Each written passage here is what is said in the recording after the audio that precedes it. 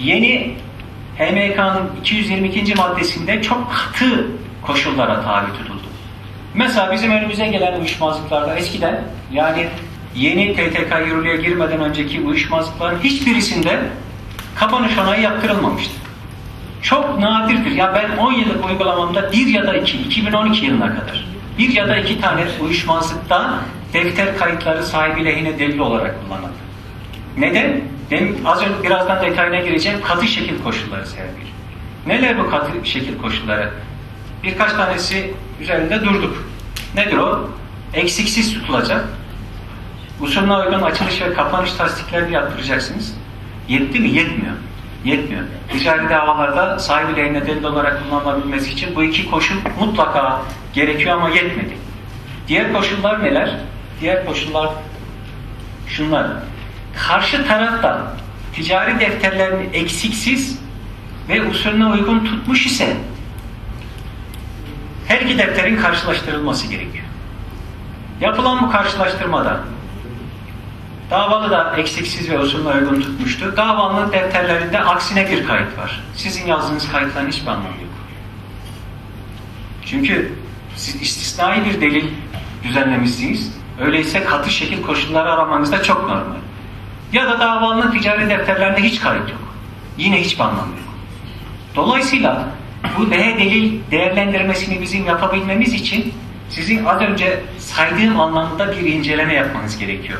Bizim için. Bize sonuç doğuracak bir rapor hazırlayabilmeniz için bu silsileyi dikkate alarak bir rapor düzenlemeniz gerekiyor. Özetliyorum ve toparlıyorum.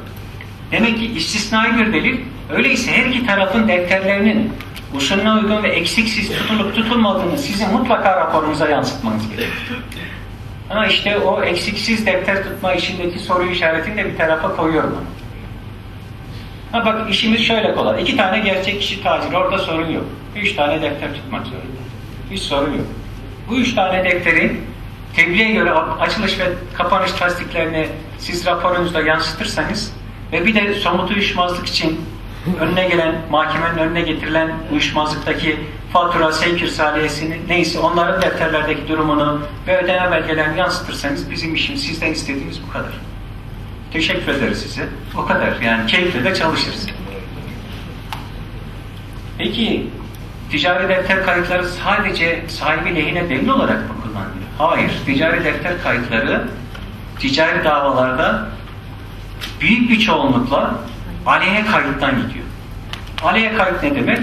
Şu HMK 222. maddesi bu hususu açıkça düzenlemiş. Şunu diyor. Ticari defterler usulüne uygun tutulsun ya da tutulmasın. Bakın, tutulsa bile aleyhe kayıt varsa yine delil değeri var. Ama lehe değil, aleyhe kayıt. Tutulsun ya da tutulmasın. Sahibi ya da halefleri aleyhine bir kayıt olarak bağlar. Şimdi biz dediğim gibi 2012 yılına kadar lehe dayanıyordu davacı. Diyor işte bak, ben aramızda ticari ilişki var, 5 tane fatura düzenledik, şu kadar alacağım var diyordu. Bakıyorduk, defterlerin bir kere yevmiye defterinde kesinlikle kapanış tasdiki olmuyordu. Diyorduk gitti senin defterler, lehe delil değeri yok. Ama bir bakıyorduk, bu 5 faturadan 3 tanesinin ödemesine ilişkin kayıt var. Ha, bu 3 fatura ile ilgili ödemeye ilişkin kayıt senin aleyhine delil olarak kullanılıyordu. Bir kere 3 tane. Bazen 3, bazen 5, bazen hepsi gidiyordu. Aleyhe kayıt olarak kullanılıyordu ve genellikle biz ticari davalarda aleyhe kayıt kullanıyorduk. Ama bu aleyhe kayıtları kullanırken demin söylediğim gibi mali müşavir bilirkişilerde ciddi hataları vardı. Yani az önce söyledim ya, gerek yok 3 defter diyordu, bir defter yeter diyordu. Adam da bas bas bağırıyordu, ya benim diğer defterler de var filan diyordu. Ama ne zaman bağırıyordu? Karar çıktıktan sonra bağırıyordu. Karar çıkmadan çok ciddi bir, hani bunu anlatabilseydi, bize anlatabilse değerlendiririz biz. Karar çıkıyor, karar çıktıktan sonra siz gerekçeyi yazıyorsunuz. Diyorsunuz ki 3 defter tutması gerekiyordu, bir tane tutmuş. Bilirkişi raporu ile sabit bu husus diyordu. Karar veriyorduk. O zamana kadar anlayamıyordu ne olduğunu. Karardan sonra gerekçeyi okuyunca diyordu ki eyvah, ne oldu? Benim 2 tane daha defter vardı, bilirkişi geldi. Bir tanesini inceledi gitti. Biz de oh ben bilirkişi, yani ne güzel de. Hani şey de oluyor, bizim davalar da çok güzel. Bu avukat meslektaşlarımız da çok atlıyor bunu. Bilirkişi raporu yazınca aha dava bitti diyorlar. Öyle de olmuyor maalesef. Bilirkişi yazınca her şey bitmiyor. Bilirkişi yazınca millet bir panikle sağa sola aman ne oldu filan rapor gibi çıkacak düşüncesiyle bir sonuca varıyorlar. Hep de öyle olmuyor. Yani hatta çoğu zaman öyle olmuyor. Dolayısıyla buradan nereye gelmek istiyorum? Yerinde inceleme etkisi verdiğimiz dosyalarda lütfen gittiğinizde bizim aradığımız anlamda bu 3 defterle ilgili ki o dediğim gibi soru işareti ayrıca duruyor. En azından bu 3 defterle ilgili mutlaka inceleme yapmaya çalışın. Mutlaka inceleme yapmaya çalışın. Şimdi yeni TTK'ya göre bu kapanış tasdikinin yaptırılmaması halinde ağır para cezası geldiği için bizim önümüze gelen yeni kanun zamanında gelen uyuşmazlıklarda, yani 2012 yılından beri gelen uyuşmazlıklarda bakıyoruz, kapanış tasdikleri de yaptırılmış. Dolayısıyla çok ciddi hak kayıpları söz konusu olabiliyor. Bu hak kayıplarına yol açmamak adına buradaki bilirkişi olarak görev yapacak arkadaşların ticari defter kayıtlarını incelerken bu 3 defter yönünden ama mutlaka. Yoksa mesela bunun gerekçesini de raporuna yansıtması gerekiyor. Ya bu işte bir tanesini tutmuş, ikisini... Mesela şeyi de bazen karşılaşıyoruz biz. Önümüze gelen uyuşmazlıklarda. Ticari defterlerden bir kısmı zayi edilmiş.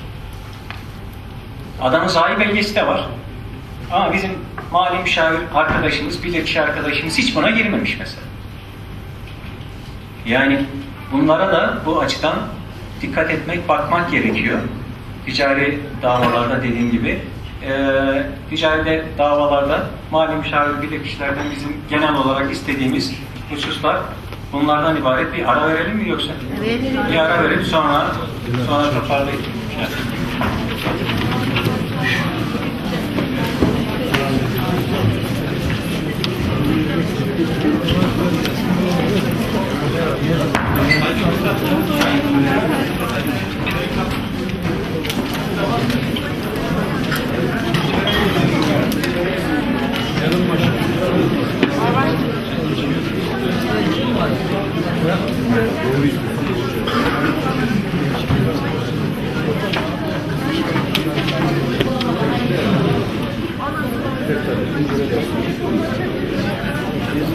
Böyle yapalım.